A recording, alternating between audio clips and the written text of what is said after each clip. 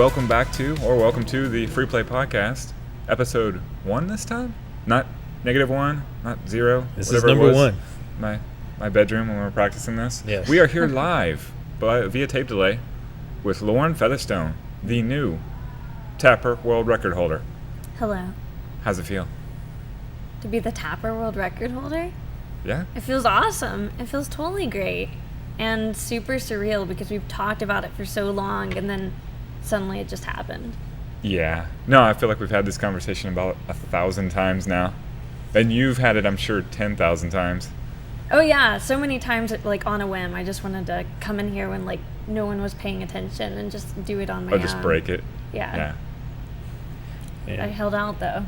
Here's Mike with all the obvious questions. Go. And over here on this side of the table, it is I, Mike V. How you doing, Lauren? Pretty good, thank you. Oh, good. So how does it feel 1 week later to be back at the scene of the crime where it all took place? Well, I think a lot of people have asked me, like, do you never want to see Tapper again? Like, you just, look the other way, and it's totally not actually, like, I come here and I'm like, man, I really want to play Tapper right now. So that definitely hasn't gone away. But certainly I think because I, had this big accomplishment, this thing I'd looked forward to for so long, suddenly I'm, looking at other games a little bit differently. What else can I check out around here? It doesn't all have to be focused on Tapper today. So a little history. So months back when you barely just touched those controls on Tapper for the first time, in your wildest dreams, did you ever think months later you would be sitting here at a podcast talking about a world record you just set? Absolutely not. And to be fair, months, it was probably when Free Play opened, right? So December 2015, really, I guess I tried it out then 2016. But, maybe once a month, I'd come in and just really casually play. And never ever did I try to go for a world record or anything like that. But it wasn't until people started saying, oh, I've never seen that level before. I've never seen that high score before. And people started saying, wow, you could really do this. I'm like, oh, if you say I can. So, yeah. When did it sink in? When did you feel like you were world class, or did it never sink in? Well, I think on the 5 million, I mean, that was the obvious point, right? The day before Mother's Day, where I wasn't even feeling well that night, and I was like, okay, I'm just gonna play it, and sure enough, I went to 5 million, and I walked away because I had to get to brunch, and at that point, I was like, okay, that's definitely max difficulty. I've tried out bathroom breaks, I've tried eating. At that point, except for the endurance, I'd done pretty much everything I needed to do, and so I thought it was possible at that point. I feel like we need to reset. We're here with Lauren Featherstone. She broke the Tapper world record. Her record is 14,600,000. 35% higher than the previous world record. Man. 24 hours playing. You had the fastest time. You beat his time by 2 hours. You had broken the world record. You came in at 4 p.m. Mm-hmm. We had anticipated you breaking the world record at noon. You had broken it before 10 a.m. Yes. Tell me about that. How did you come up with a point pressing strategy on the fly? Well, like I said, I'd only gone to 5 million before, so I hadn't ever really accumulated a lot of lives because I hadn't played hours and hours and hours like I did for the world record run. And so it wasn't until the world record run that I started seeing my lives go into the 20s, and once we got to that point, I was like, well, why do I have lives in the 20s? What's the point of having lives into the 30s or even higher just for a pride point or talking about lives? So I'm like, having extra lives, I mean, I directly asked you, is not going to be any good to me, so I might as well risk my lives in order to get more money, accumulate more points, and get a higher score. Yeah, I can tell you on the ground, we kept doing the math over and over again, seeing you're ahead of the world record pace as far as time goes, and then you're 30 minutes ahead, and we're thinking she's going to get tired and slow down, and then you start picking up speed, and then suddenly you're finishing at 11 or 10:50, and then it's, oh my goodness, call the press. They're not going to be able to get out here fast enough. Yeah, well, I was talking to my husband Josh actually just about that. It's like, even though I was really tired and kind of nervous and there's all these other pressures, it was also the most practice I've like ever had, right? So it makes sense that I actually get better because, I practiced more in that one run than I had in like months combined, and so it's just constant learning, constant practice, and so I've learned I still have a lot to gain from the game and to grow in the game, even being where I am now. Yeah, so you think you'll continue to improve at Tapper? I think so. I do agree that it takes me a little bit to get into the groove a lot of times, right? So it may not be particularly noticeable, like if I was just going to play 600,000 right now on Tapper. Right. But on those longer runs, I think you'll see the improvement for sure. Wow, the door is open for a chance to break your own record. Wow, the door's open. Door's open for anyone to break it. That's true. That is true. I got a couple of questions myself. Let's go back to like maybe the history and the beginnings of you actually learning Tapper. Your first few days in free play, right? What was it about Tapper that drew you to it? Were you picking up maybe other games such as like Donkey Kong or Pac-Man or anything like that? And this is cool, I can play this. But what was it about Tapper that really drew you in and just took over your skills? Yeah, so a lot of games I kind of went to because I recognized them from Nintendo because I didn't have much arcade experience, but like Sunset Riders or Dr. Mario or Burger Time or Duck Hunter, like those are all things I played on like home consoles. But Tapper I had never seen before, and it's in the very front, right when you walk in, and it was pretty accessible the first level, right? It's a pretty simple concept, and I think that's why I really like the game, is because it maintains a simple concept while being so challenging, right? And so I know, okay, well, I want to hand him a beer. Well, I want to catch the glass. And for someone who's new to arcade games, the graphics are pretty cute, right? They're pretty charming. It's not really anything too intimidating until, of course, you start advancing into further levels. But by that point, I was totally hooked. Nice. But do you think maybe there would be another game here you could pick up and try to, hone your craft in on those? I think there are some possibilities. I don't know if anything will come as naturally to me as Tapper would. Like, Tapper, I started feeling like I have, like, this connection with, like, the soul connection. People were joking that, I was meant to have been born, like, 10 years earlier, and me and Tapper, like, come out of the universe together. Definitely seems that way. And it felt that way in a lot of ways because it just clicked. It just made sense. So while there was a learning curve, again, like every time I learned something, because I didn't look at things online, it was just trial and error. I said, oh, I found out one day you can run down the bar. Oh, I found one day you loop, and everything I learned just like made sense to me.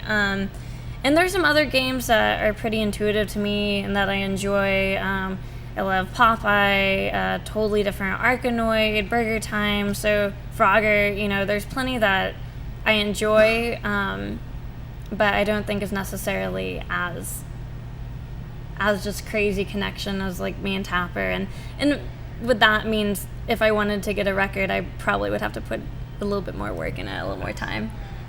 How does it feel being a celebrity now? A celebrity?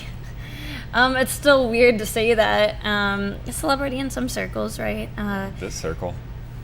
That is the circle we're in. I guess we are. How many beers did they buy for you today? I only got 2 drinks for free. Two. We're opening back up the bar. I'll buy you some more drinks. But I have been contacted from people from all over the U.S. And really interested in tips or even just congratulating, and people I would never like think of talking to before or whatever. So it has been interesting to see my circle kind of expanded, but to me, I'm still like, well, I'm just doing a thing I enjoy to do, so it's hard to like call that celebrity status. I think I'm coming to terms with it myself. Nice.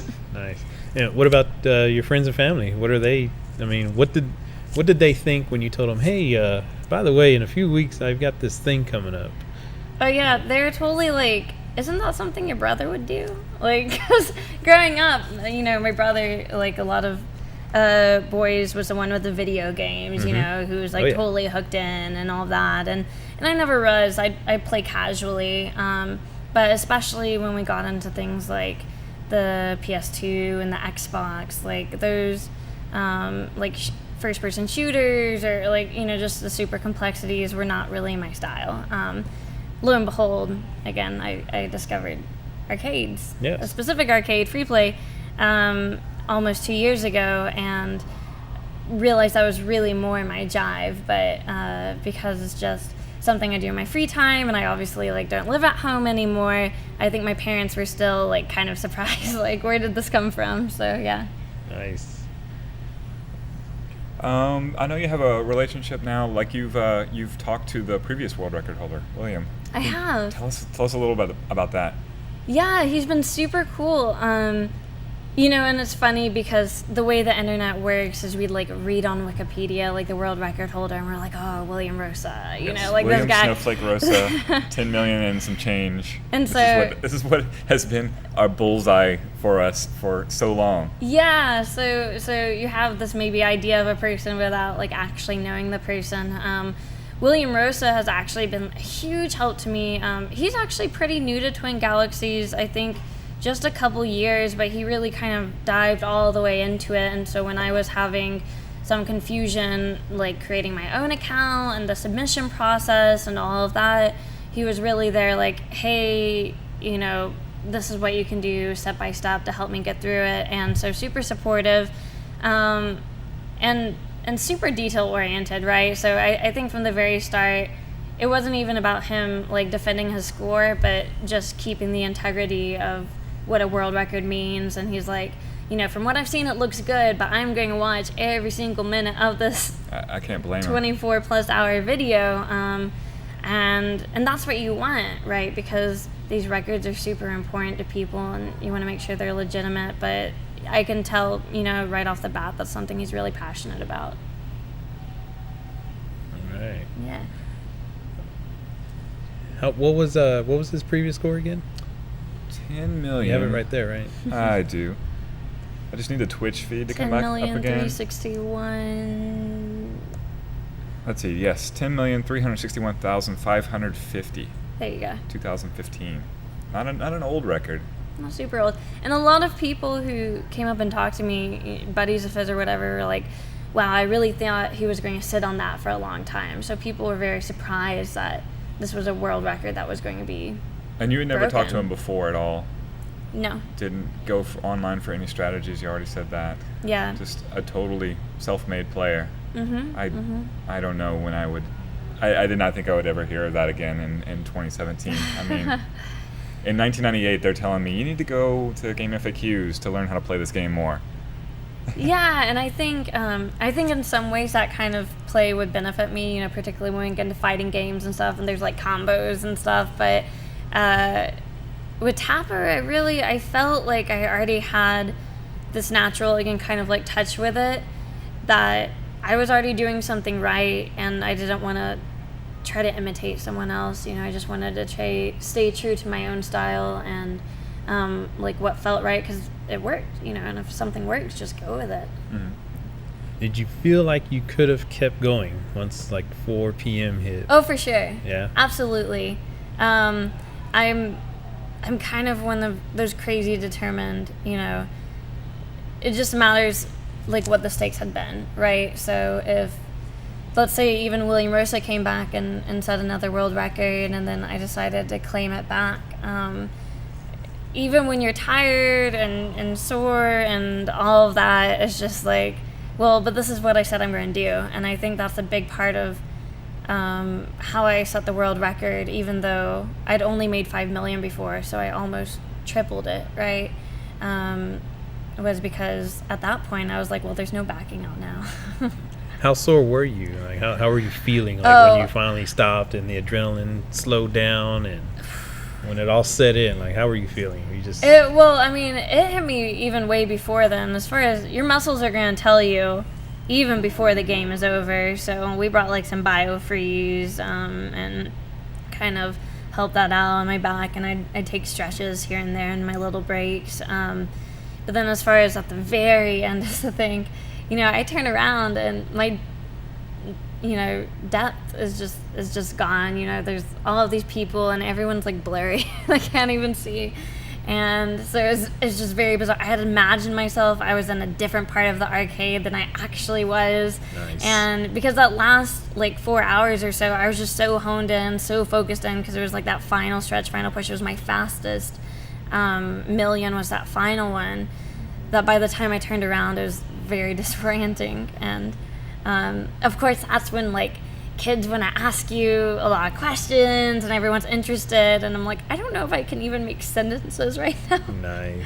So and obviously super emotional, right? Aside from I got this awesome jacket and the prize money and everyone was cheering, even when I broke the world record at, what was that, 10 a.m.? Yeah, just before 10 a.m., about 9:50. You're the one who was cheering. That's who it was, and you started doing that cheer in the background.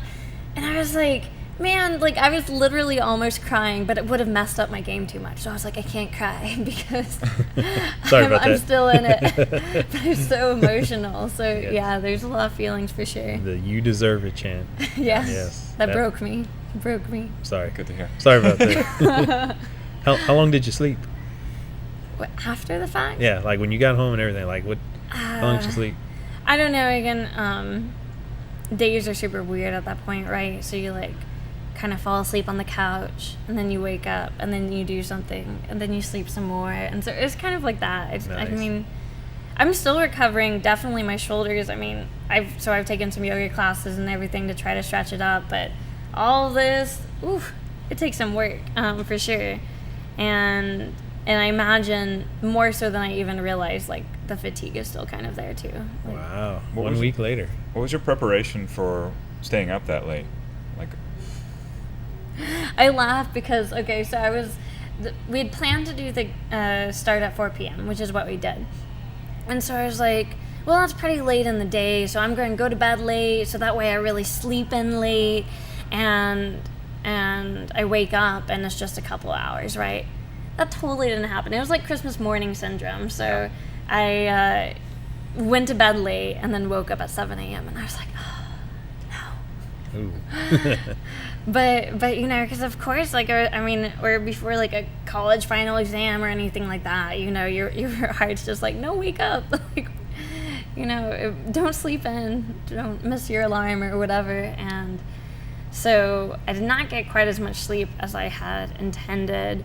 But certainly preparation and so many other facets of just the details of making sure I had all the food I needed to bring, I had my glasses, I had again kind of the gel to put on my muscles when they were getting really sore, and everything like that was super important, so that even though we had people who could go on runs for me, I just didn't want to, I wanted to minimize stress as much as possible. So now that you've done that, and if you think about doing it again, about just going 24 hours on Tapper, is there anything you would change to revise? And because you had your runs, you had your slumps. Is there improvement to be had? Is it something that claws at you? Is it you just never want to think about staying up a whole day playing Tapper again? Well, I hadn't thought about it, but I'd probably make some music playlists for sure. Or no, we had some awesome music, and that's what really gets me going is just stuff I can sing along to and I can jive to and get me in that rhythm. But as happens with Pandora or Spotify or whatever, then you'll kind of dive into the weird music, and that so happened to be where my slumps would be, is where right. I'm not feeling the groove as much. So I think the music is super, super important to me. And I probably would have started a little bit earlier. The truth is, I'm not going to sleep until 2 p.m. So I probably would have rather started at 11 or something. Particularly if I was doing it even longer next time, even longer than 24 hours. Because you're breaking the record at 24 hours now. And I would want to do it at a time when I woke up, pretty recently. Tell us about your team. My team. Yeah. Oh, I love my team. So maybe I don't want to sell myself short and say, like, I couldn't have done it with the team, but it certainly would have been much less enjoyable, right? The worst thing I can imagine is of just, like, playing Tapper, like, by myself with the same droning Tapper music over and over and over again. Because as much as I love the game, it's incredibly repetitive, and a big task is, you know, making sure you're not getting bored. And so that's really what my crew is for, aside from, like, keeping children from running into me, or, like, you know, if people got intoxicated or something and wanted to just bombard me with questions, you know. So my team kind of was like my bodyguards. But they were also super fun, you know, making jokes, and not as much to me because they couldn't distract me so much, but even just around me, you get that liveliness feeling, like the world was awake around me, and because of that, I could be more awake and I could be more energized. And so the more everyone else had fun, the more I could get into it. Maybe at one point I was like, okay, I just need some space because I was getting tired and I needed to focus. But the other 95%, it was really, really, really a positive thing. And then, of course, you know, like bringing me coffee or watermelon or filling up my water, making sure there's no women in the stall when I needed to run to the restroom. You know, all of those things are things that, again, not saying I couldn't do it by myself, but it's tremendously, tremendously helpful and enjoyable to have my team with me. You know, we've been through this so many times. I forgot to even mention the bathroom question that has been asked zillions of times. How did you go to the bathroom, Lauren? My gosh. Did you just hold it in that whole time? Wow, and so many people, would, I think, want me to have the machine like next to the toilet. To sit on it the whole time.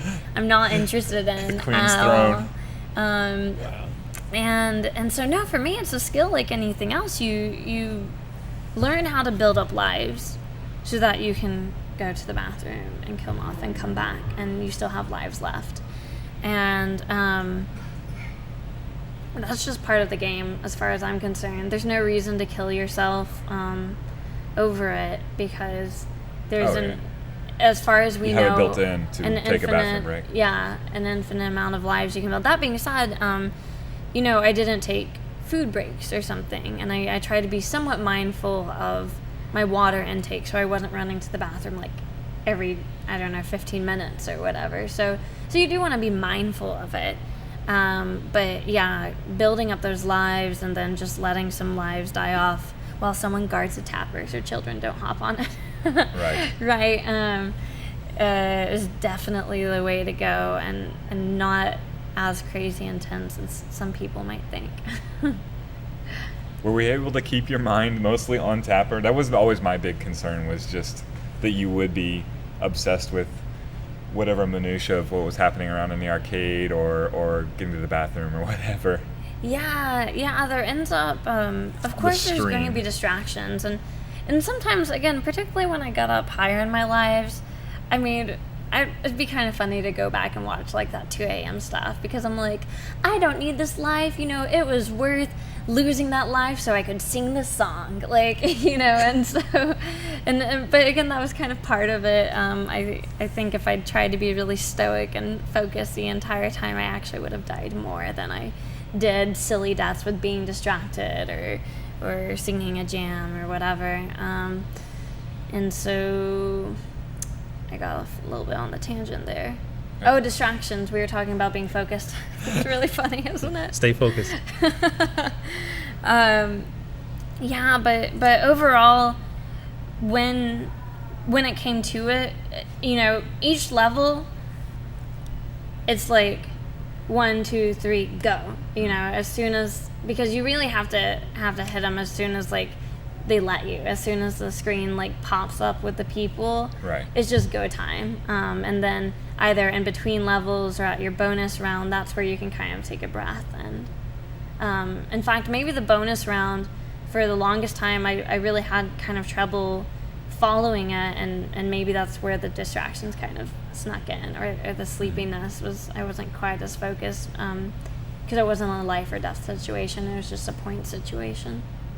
How much do you think about the timing of the new enemies, or I don't know, patrons coming in and slinging the beers at them. I mean, I've seen you do some crazy stuff, like slinging a beer at someone who's already drinking and you hit them, just nailed them. Slinging a beer at an empty bar and having someone just magically appear and catch it.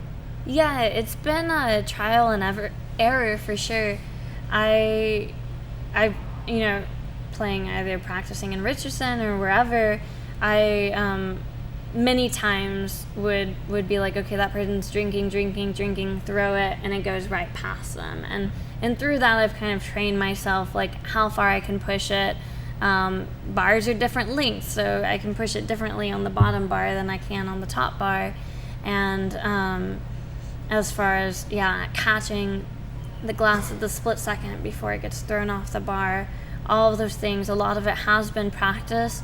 And a lot of it is just scanning with the eye. So I may be counting with my hand as I throw beers 1, 2, 3, 4 on the bottom bar, but I'm looking at the top bar what's coming next, because I already know what's happening on the bottom bar. I already know I need to send them some. So while I'm sending them some, I'm looking at the top and seeing what I need to do next. So it's, letting your eyes move while your hands stay on one track, and I guess a bit of multitasking that way. When you're pushing it, I saw you catching 2 tips. That's pushing it? 2 tips, and then sometimes 3 if I was super crazy. But could you finish a stage and catch 3 tips? Occasionally. Gotcha. But also, again, with me, like, taking risks and not worrying about death so much in certain situations, it gave me the freedom that, if I see that they're speeding up, let me just go for the money.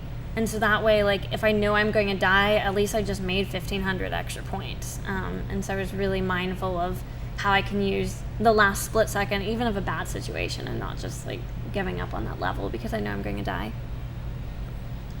So what's next? Do we have speaking engagements? Do we have, Comic-Con appearances? Anything cool like that? I have been invited to the Classic Game Fest, which luckily, like, some pretty cool people are going to, I know from here. And that's next weekend in August, so the 29th and the 30th. And assuming that my record is made Twin Galaxies official by then, which I'm definitely hoping it is, everything in place is that it is, I'll be going up on the stage, and I think Walter Day is going to be handing me some trading cards with my face on it, and an award, and I'm sure I'll meet a ton of people through that. So that'll be fun. That's July, right? July 29th? Yeah. Wow, what timing? Next weekend. I know. Yeah. What timing? And it does take a while for people to review 24 plus hours of footage. Of course. And so luckily, I think maybe because of that, and just because of this kind of being an interest piece, mine's getting pushed through a little bit quicker than maybe just like anyone's, 25-hour run or something. Is my hope. At least I'm crossing my fingers for that. What's it like to go viral? To go viral, to be on the front page of Reddit. Yeah, for how long? Like 8-10 hours? I don't know. I don't have a Reddit account. I honestly don't either. But it was number one on Reddit long enough that we were seeing it on our lowly Facebook group. And so it was a super casual post. My husband, like, the next day was like, oh, look, it's, my wife, who hadn't ever played an arcade game before December 2015, just broke this world record by 35%. And he was just doing it for fun. And sure enough, it ended up being the top of the page. And of course, as it is with the internet, and particularly Reddit being so much anonymous, they're like, oh, I think this is just some person, like, defacing this cabinet. And because I was, like, signing the marquee after Richard had offered for me to. And or people would be like, no, do you see that cup? This is definitely a picture from the 80s. Like, nice. Yeah. Or the 90s. Or 90s, yeah. But they were like, this is definitely not a recent picture. This is old. This is, It's photoshopped in. Yeah, so a lot of people were trying to call it out. But sure enough, when people started connecting with different articles and obviously, like, the Twitch stream and everything, people realized it was legit. And So yeah, again, mostly it's just that I haven't ever had a huge online presence. I don't have like Twitter or Instagram or any of that, but I do have Facebook, and so a lot of people have been like contacting me through there, and even I think so when you go to Twin Galaxies and you upload your footage, it creates a thread, and I think I have like almost 50 comments on my thread, and that's and some of that's back and that's forth. when I'm just between scrolling people. down trying to see where it ends, and it just never ends. And so I've definitely spent more time, I guess, reading stuff about myself, which is super weird. Going on. Yeah, totally. Unfortunately. And so, but you don't want to get like too consumed about it either, right? Because some people on the internet, I have learned, have way too much time on their hands, and we'll say here. all sorts of things. Right here. Yeah. And sometimes you have to be like, you know what? I don't need to respond to that. Like, they can just feel let it how go. they feel. Like, yeah, you have to give yourself some space, because I just don't need to be like on Reddit all day, like, obsessive or anything. I know what I did. We have video proof of what I did, and and it helps that I have like a really supportive base here, that I'm kind of like, whatever, these people and the other side of the country. If there's any doubters out there, I mean, there's people here to vouch for you. I mean, People here to vouch. You did it in a public arcade, surrounded by people, surrounded by media. You have over 24 hours of footage from 2 different angles. Which is totally great that, like, I am doing this not when that game was made, but now, because, the video footage is so much better, right? I don't even want to try to imagine how they would have filmed that back then. VHS tape. Oh my goodness. And so it does make me much more comfortable that I don't really have to deal with people arguing that it's not legitimate or something, because we do have the technology to show that it was, and that's awesome. So thank you for setting that up. Yeah. Thanks for crediting me as coach.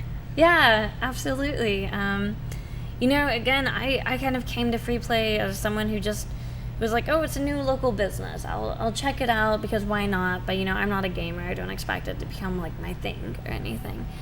But then you meet people, and you have people believe in you, and that's why I'm where I'm at. I've honestly gotten emotional about it a bunch of times. Can't cry on here. Yeah, no, I when you call me coach, like I've broken world records before, and I just don't care. I've won tournaments before, that's cool, and yet seeing you break the world record, helping you just logistically and getting the team together and keeping people off of you, and oh man, it makes me feel so good. It's here I go again. Oh.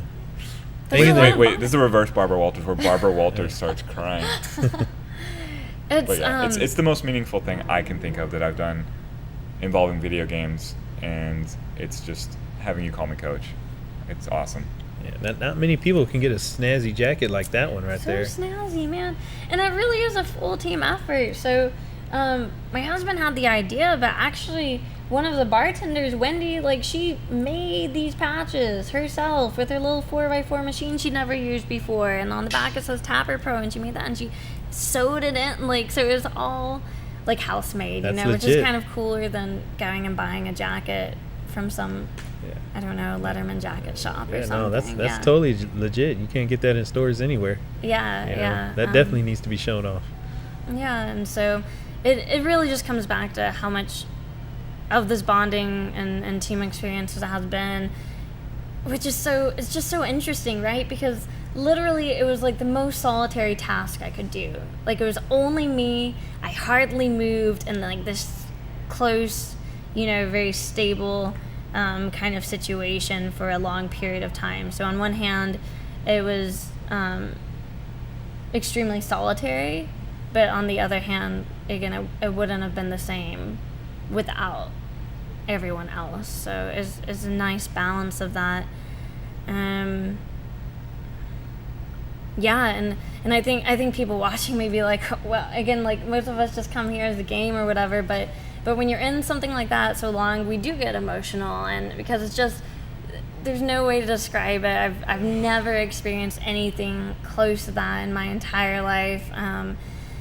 It's not only because you're exhausted and so like emotions are high for that, and you're tired and you've been working hard, but because you're making history. Like, again, it sounds bizarre to describe myself as making history, but it really is a special moment and something that so many people were looking forward to, and that was so important to me. I felt like I had all these people, like, maybe not even counting on me, but believing in me, and I didn't want to let them down. Everyone was like, you can do it, and I wanted to, like, be that for them, be that for Free Play.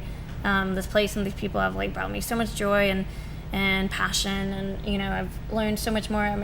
Like, about pinball machines, about, like, so many different machines here that I just had no idea. And so it's really exciting to kind of then be at this point, doing this world record after I've gained so much respect for the establishment and even just, like, the business of arcades and arcade cabinets and all of that. It's a whole nother world that opened up to you. Yeah. Oh, totally, for sure. Something I didn't know anything about. There's a lot that I'm learning. Mike just wants to know if Wendy and Josh can get together and make some Beltran Maniac shirts. No. I would love that. No, you wouldn't. We'll all wear them. I'll pay for them. Good money. This is about She's Lauren. got money. Well, I'm sure that money could be used towards groceries or gas or $2,900 worth of Beltran Maniac shirts. No, not so much. Not so much. Like I said, groceries, gas. You put that money towards bills. Don't put it towards a T-shirt. Mom is the practical one over here. Yeah, just like 10. No. One for each of the team, right? At least 5 for the 24s.